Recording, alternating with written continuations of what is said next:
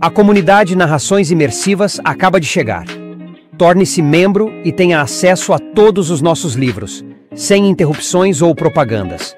E em formato de MP3, ouça diretamente da nossa plataforma no Hotmart. Por menos de uma Coca-Cola por mês, você assina nossa comunidade e apoia diretamente nosso trabalho. Não perca mais tempo e venha curtir mais uma forma de ouvir Narrações Imersivas. Link para assinar a comunidade na descrição ou no primeiro comentário fixado. Fique agora com mais um episódio imersivo.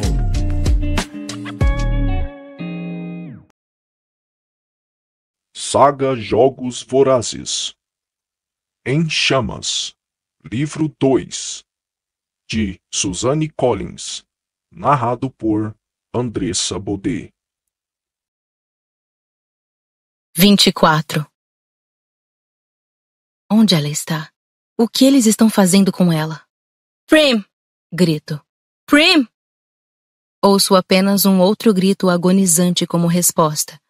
Como ela veio parar aqui? Por que ela está fazendo parte dos jogos? Prim! Trepadeiras arranham meu rosto e meus braços. Plantas rasteiras agarram meus pés.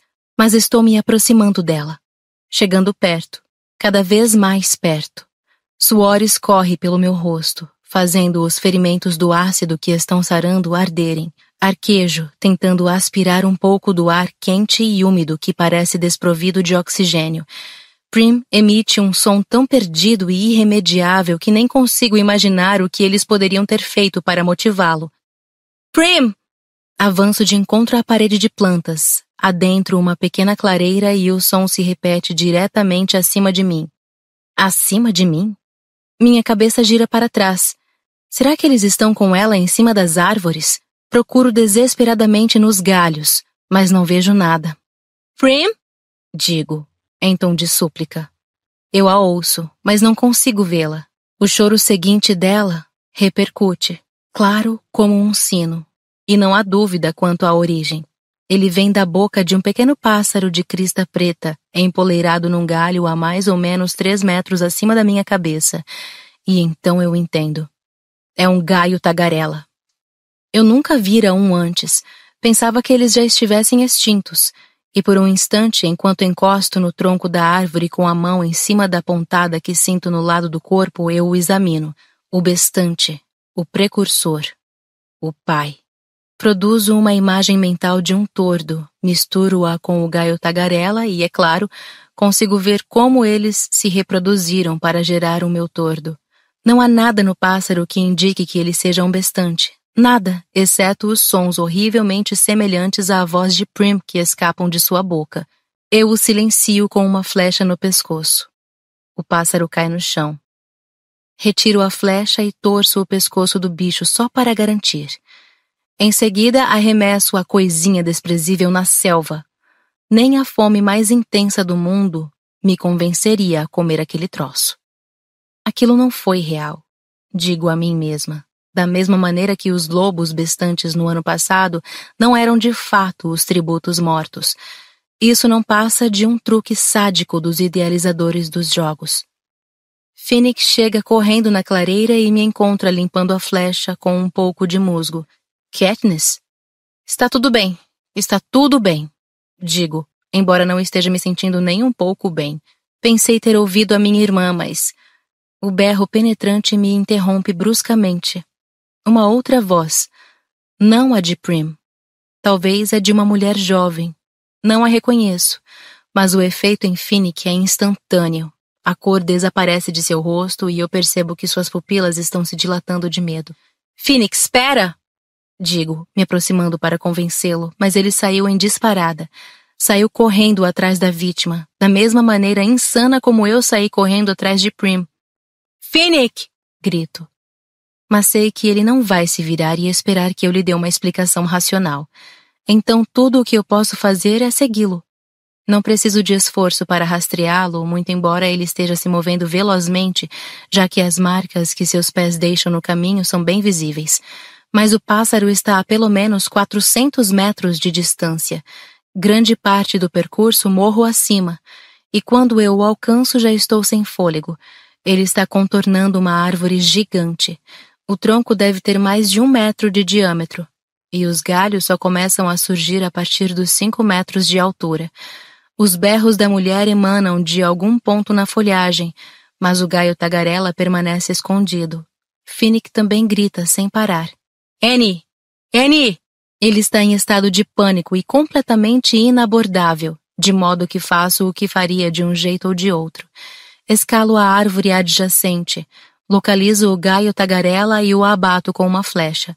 O bicho cai de imediato e aterrissa bem aos pés de Finnick. Ele o pega, lentamente estabelecendo a conexão, mas quando desço para me juntar a ele, o estado em que se encontra é ainda mais desesperado do que antes. Está tudo bem, Finnick. É apenas um gaio tagarela. Eles estão pregando peças na gente, digo. A coisa não é real. Não é a sua... Annie. Não, não é a Annie, mas a voz era dela. Os gaios tagarelas imitam o que ouvem. Onde foi que eles pegaram esses berros, Katniss? Diz ele. Sinto as minhas bochechas empalidecerem à medida que as palavras dele começam a fazer sentido em minha mente. Ah, não, Finnick. Você não acha que eles... Acho sim. É exatamente isso que acho, diz ele. Visualizo Prim numa sala branca, atada a uma mesa enquanto figuras usando jalecos e máscaras extraem esses sons dela. Em algum lugar, eles a estão torturando, ou a torturaram para conseguir esses sons.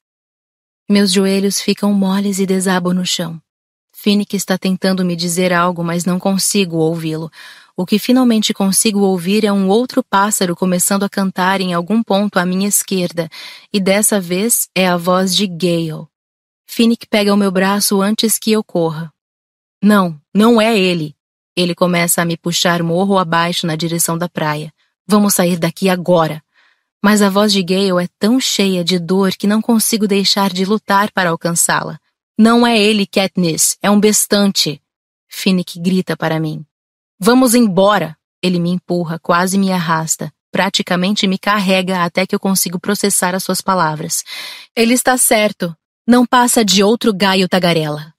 Não vou ajudar Gale abatendo o bicho, mas isso não muda o fato de que a voz pertence a Gale e que, em algum lugar, em algum momento, alguém o forçou a emitir esses sons. Paro, porém, de lutar com Finnick, e tal como na noite da névoa, fujo do que não consigo combater, do que só pode me trazer danos. Só que dessa vez é o meu coração, e não o meu corpo, que está se desintegrando. Isso deve ser uma outra arma do relógio. 4 horas, eu acho. Quando os ponteiros batem 4 horas, os macacos vão para casa e os gaios tagarelas aparecem para brincar. Finnick está certo. Sair daqui é a única coisa a fazer.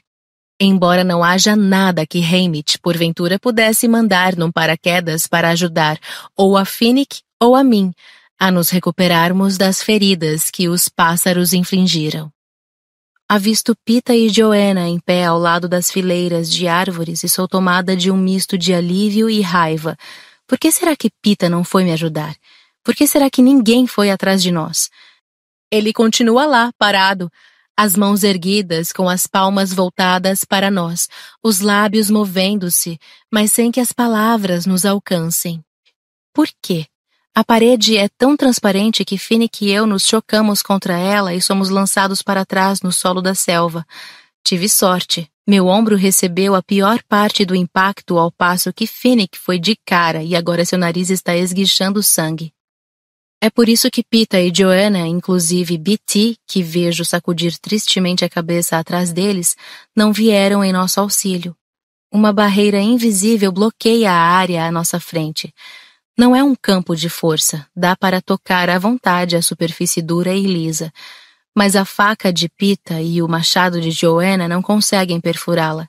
Eu sei, sem precisar verificar mais do que alguns metros para um lado que ela compreende toda a fatia das 4 horas, que nós ficaremos presos como ratos nessa armadilha até que a hora passe.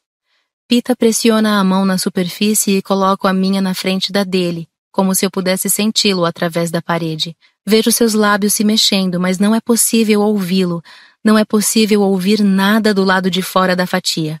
Tento entender o que ele está dizendo, mas não consigo me concentrar, de modo que apenas olho fixamente para ele, fazendo o que posso para manter minha sanidade. Então os pássaros começam a chegar, um atrás do outro, empoleirando-se nos galhos circundantes, e um coro de horror cuidadosamente orquestrado começa a vazar de suas bocas. Finnick desiste de imediato, agachando-se no chão, apertando as mãos nos ouvidos como se estivesse tentando esmagar seu crânio.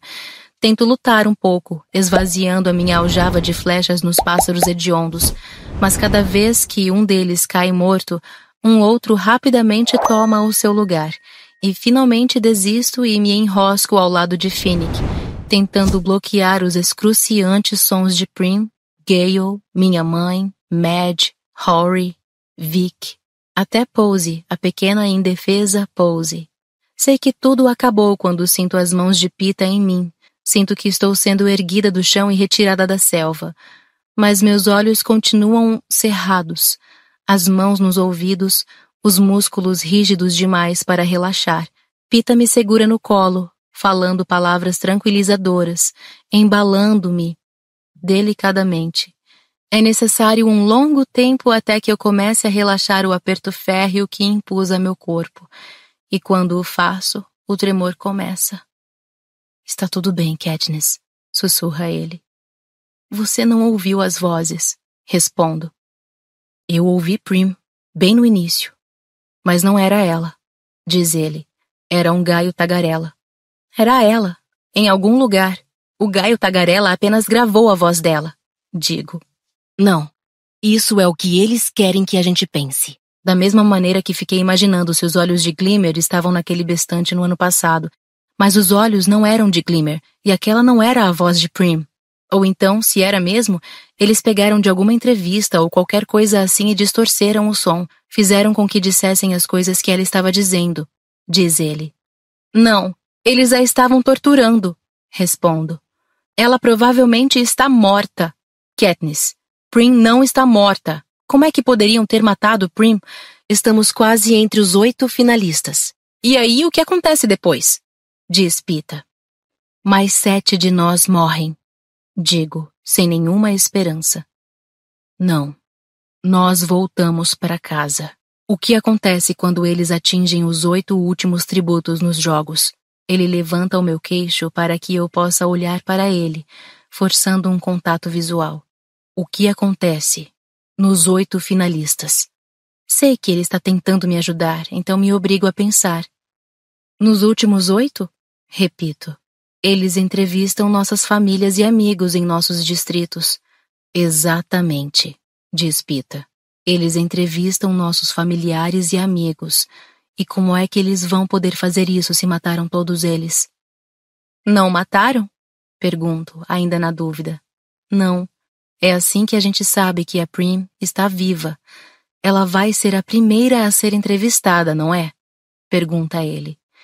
Quero acreditar nele. Muito. Só que aquelas vozes... Primeiro Prim, depois a sua mãe, seu primo Gale, Madge, continua ele. Aquilo foi um truque, Katniss. Um truque horrível, mas somos as únicas pessoas que podem sofrer com ele. Somos nós que estamos disputando os jogos, não eles. Você realmente acredita nisso? Acredito sim, diz Pita.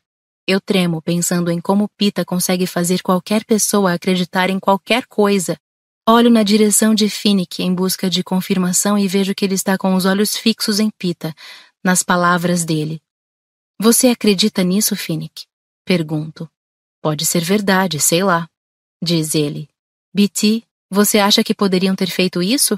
Poderiam ter pego a voz normal de alguém e fazê-la parecer... Ah, sim. Não é nem assim tão difícil, Finnick. Nossos filhos aprendem uma técnica similar na escola, diz B.T. É claro que Pita está certo. O país inteiro adora a irmãzinha de Katniss. Se eles tivessem realmente a matado, uma rebelião estaria ocorrendo nesse exato momento, diz Joanna friamente. E eles não têm nenhum interesse em que isso aconteça, tem? Ela joga a cabeça para trás e grita. O país inteiro se rebelando? Ninguém na capital ia querer que uma coisa dessas acontecesse. Fico boquiaberta de choque. Ninguém jamais fala esse tipo de coisa nos jogos. Com toda a certeza, eles fizeram um corte em Joanna e estão, neste momento, tirando-a de cena na mesa de edição. Mas eu a ouvi e nunca mais poderei pensar nela nos mesmos termos de antes. Ela jamais ganhará nenhum prêmio por sua delicadeza, mas certamente é uma mulher corajosa. Ou louca. Ela pega algumas conchas e se encaminha para a selva. Vou buscar água, diz ela. Não posso deixar de segurar a mão dela quando ela passa por mim. Não vai lá não. Os pássaros. Lembro que os pássaros já não devem estar mais lá, mas ainda assim não gostaria que ninguém fosse para lá. Nem mesmo ela. Eles não podem me fazer nenhum mal. Não sou como vocês. Não há mais ninguém no mundo que eu ame, diz Joanna, e solta a mão com uma sacudida impaciente. Quando ela me traz de volta a uma concha com água, eu a pego com um silencioso balançar de cabeça em agradecimento, ciente do quanto ela desprezaria a pena contida em minha voz. Enquanto Joanna pega a água e recolhe as minhas flechas, Beatty remexe o fio e Finnick vai até o mar. Eu também preciso me lavar, mas permaneço nos braços de Pita, ainda abalada demais para me mover. Quem foi que eles usaram contra Finnick? Pergunta ele. Uma pessoa chamada Annie, digo. Deve ser Annie Krista. Quem? Annie Krista. Ela é a garota que Meg salvou ao se apresentar como voluntária. Ela venceu mais ou menos 5 anos atrás, diz Pita. Isso deve corresponder ao verão seguinte à morte de meu pai, quando eu estava começando a alimentar a minha família, quando eu me ocupava de corpo e alma a lutar contra a inanição. Não me lembro muito bem dos jogos desse ano, digo. Esse foi o ano do terremoto? Foi sim. Annie foi a que enlouqueceu quando seu companheiro de distrito foi decapitado. Saiu correndo a esmo e se escondeu, mas um terremoto destruiu uma barragem e grande parte da arena foi inundada. Ela venceu porque era a melhor nadadora, diz Pita. Ela melhorou depois disso? Pergunto. Enfim, o estado mental dela melhorou? Não sei, não me lembro de ela ter participado novamente de alguma edição dos jogos, mas ela não parecia muito estável durante a colheita deste ano, diz Pita. Então ela é a pessoa que Finnick ama, penso. Ninguém daquela fileira de amantes elegantes que ele tem na capital, mas uma pobre coitada louca de seu distrito. Um canhão soa e nos reúne na praia. Um aerodeslizador aparece no que nós estimamos ser a zona de transição entre 6 e 7 horas. Observamos a garra mergulhar 5 vezes para retirar os pedaços de um corpo totalmente destroçado. É impossível saber de quem. Seja lá o que acontece às 6 horas nesse relógio, prefiro nem saber. Pita desenha um novo mapa na folha, acrescentando um GT para os gaios tagarelas na seção de transição entre 4 e 5 horas, e escrevendo simplesmente bestante naquela em que vimos o tributo despedaçado. Agora temos uma boa ideia do que 7 das 11 horas proporcionarão. E se há algo de positivo no ataque dos gaios tagarelas, é que eles nos permitiu saber novamente onde estamos no mostrador do relógio. Finnick tece mais uma cesta de água e uma rede para pescar. Dou uma nadada rápida e passo mais um pouco de unguento na pele. Em seguida, sento na margem da água para limpar o peixe que Finnick pescou e para assistir ao sol descer pela linha do horizonte. A lua brilhante já está no céu, preenchendo a arena com aquele estranho crepúsculo. Estamos a ponto de parar para o jantar de peixe cru quando o hino começa a tocar. E depois, os rostos. Cashmere, Gloss, Wires, Mags, a mulher do Distrito 5, a morfinácea que deu a vida por Pita, Blight, o homem do Distrito 10. 8 mortos, mais 8 da primeira noite. 2/3 de nós riscados do mapa em 1 dia e meio. Isso deve ser alguma espécie de recorde. Eles estão realmente acabando com a gente, diz Joanna. Quem falta, além de nós 5 e do Distrito 2? Pergunta Finnick. Chefe, diz Peeta, sem precisar pensar a respeito. Talvez Peeta estivesse de olho nele por causa de Haymitch. Um paraquedas aterrissa com uma pilha de pãezinhos quadrados que cabem na boca. Isso aqui é do seu distrito, não é, BT? Pergunta Peeta. É sim, do Distrito 3, diz ele. São quantos? Finnick conta os pãezinhos, girando cada um deles nas mãos antes de colocá-los em ordem. Não sei o que rola entre Finnick e pães em geral, mas parece que ele adora manuseá-los. 24, diz ele. 2 dúzias certinho, então, diz BT. Exatamente 24, diz Finnick. Como é que a gente vai fazer a divisão? Cada um come 3 e quem quer que ainda esteja vivo no café da manhã pode ficar com o resto, diz Joanna. Não sei por que isso me faz rir um pouco. Acho que é porque é a mais pura verdade. Assim que começo a rir, Joanna olha para mim de um jeito quase aprovador. Não, aprovador não. Mas quem sabe, satisfeito. Esperamos a onda gigantesca inundar a sessão entre 10 e 11 horas. Esperamos a água baixar e então vamos para a praia montar o acampamento. Teoricamente, deveríamos estar a salvo da selva pelas próximas 12 horas. Há um coro desagradável de cliques, provavelmente produzido por algum tipo de inseto do mal vindo da fatia das 11 às 12 horas. Mas, seja lá o que está produzindo o som, permanece nos limites da selva e nos mantemos afastados dessa parte da praia, caso eles estejam apenas esperando pelo barulho descuidado de um passo para nos atacar com seu enxame. Não sei como Joanna ainda está de pé. Ela só teve 1 hora de sono desde que os jogos começaram. Peeta e eu nos apresentamos como voluntários para o primeiro turno de vigilância porque estamos mais descansados e porque queremos ter um pouco de tempo a sós. Os outros saem imediatamente, embora o sono de Finnick seja inquieto. De vez em quando ouço-o murmurar o nome de Annie. Peeta e eu ficamos sentados na areia úmida, cada um olhando em uma direção. Meu ombro e meu quadril direitos encostados nos dele. Vigio a água enquanto ele vigia a selva, o que é melhor para mim. Ainda estou assombrada pelas vozes dos gaios tagarelas, sons que os insetos não conseguem apagar, infelizmente. Depois de um tempo, descanso a cabeça no ombro dele. Sinto sua mão acariciar os meus cabelos. Katniss, diz ele suavemente. Não adianta nada fingir que a gente não sabe o que o outro está tentando fazer. Não, acho que não adianta mesmo, mas também não é nem um pouco divertido conversar sobre isso. Bom, pelo menos para nós, não é. Os telespectadores da capital vão ficar colados em suas poltronas para não perderem uma maldita palavra sequer. Não sei que tipo de acordo você imagina que fez com Haymitch, mas você precisa saber que ele também me fez promessas. É claro que também sei disso. Haymitch disse que eles poderiam me deixar viva para que Peeta não ficasse desconfiado. Então acho que a gente pode imaginar que ele estava mentindo para um de nós. Isso atrai a minha atenção. Um acordo duplo, uma promessa dupla, e somente Haymitch sabe qual é a real. Levanto a cabeça e encontro os olhos de Peeta. Por que você está dizendo isso agora? Porque não quero que você se esqueça de como as nossas circunstâncias são diferentes. Se você morrer e eu continuar vivo, acaba a vida para mim no Distrito 12. Você é toda a minha vida, diz ele. Eu nunca mais seria feliz. Começo a me opor, mas ele coloca um dedo nos meus lábios. Para você a coisa é diferente. Não estou dizendo que não seria difícil, mas existem outras pessoas que fazem com que a sua vida valha a pena ser vivida. Peeta tira do pescoço a correntinha com o disco de ouro.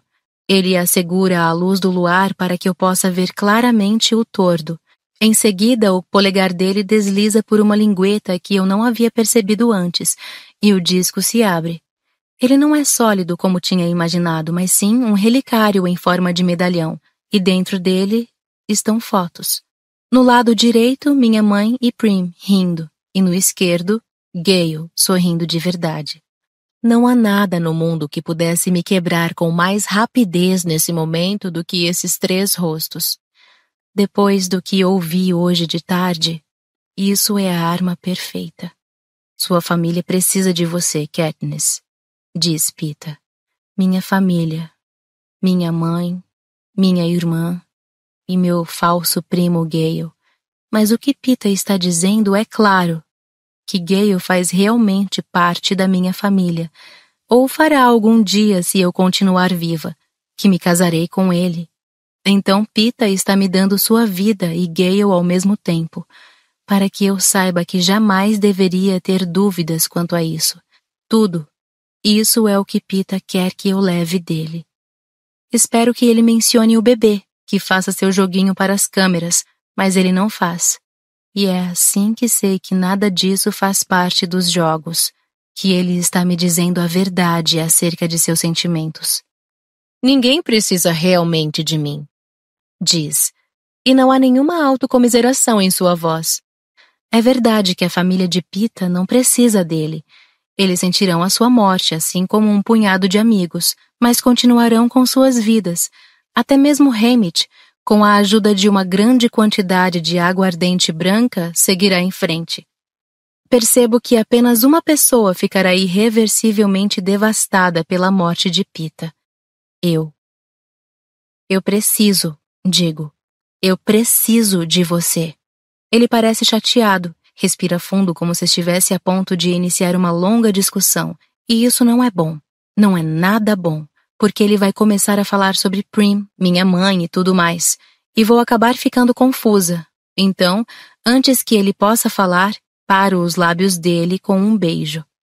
Estou sentindo novamente aquela coisa que só senti uma única vez antes, ano passado na caverna, quando estava tentando fazer com que Hamit nos enviasse comida. Beijei Pita umas 1000 vezes durante aqueles jogos, e depois. Mas houve apenas um beijo que fez com que eu sentisse algo se agitando bem dentro de mim. Um único beijo que fez com que eu quisesse mais. Mas o ferimento na minha cabeça começou a sangrar e ele me convenceu a deitar. Dessa vez, não há nada além de nós para nos interromper. E depois de algumas tentativas, Pita desiste de falar. A sensação dentro de mim fica mais quente e se espalha pelo meu peito, percorre todo o meu corpo, braços e pernas e vai até as extremidades do meu ser. Em vez de me satisfazer, os beijos têm o efeito oposto, fazem com que minha necessidade seja ainda maior. Pensava ser uma espécie de especialista em fome, mas essa fome aqui é de um tipo totalmente diverso. É a primeira manifestação da tempestade, o raio atingindo a árvore à meia-noite, que nos traz de volta à realidade. Ela também desperta Finnick. Ele se senta no chão com um grito agudo. Vejo os dedos dele escavando a areia enquanto se assegura de que quaisquer pesadelos que porventura ele tenha tido não eram reais. Não consigo mais dormir, diz ele. Um de vocês devia descansar. Só então ele parece notar nossas expressões, a maneira como estamos abraçados um ao outro. Ou os dois. Posso vigiar sozinho. Mas Pita não permite. É perigoso demais, diz ele. Eu não estou cansado. Você dorme, Katniss. Não me oponho porque preciso realmente dormir se pretendo estar em boas condições físicas para mantê-lo vivo. Deixo-o me conduzir até o local onde estão os outros. Ele põe o medalhão em meu pescoço e então pousa a mão em cima do ponto onde nosso bebê estaria. Você vai ser uma excelente mãe, sabia? Então me beija uma última vez e volta para Finnick. A referência que ele faz ao bebê sinaliza que nosso tempo de folga dos jogos se encerrou. Que ele sabe que a audiência vai estar imaginando por que ele não usou o argumento mais persuasivo em seu arsenal. Que os patrocinadores devem ser manipulados.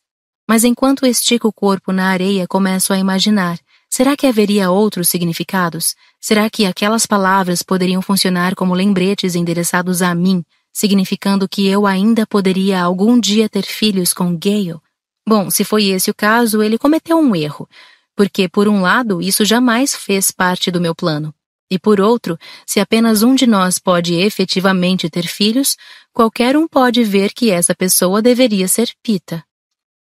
Enquanto adormeço, tento imaginar aquele mundo, em algum lugar do futuro, sem jogos, sem capital. Um lugar como a Campina na canção que cantei para Rue quando ela estava morrendo, onde o filho de Pita poderia crescer seguro.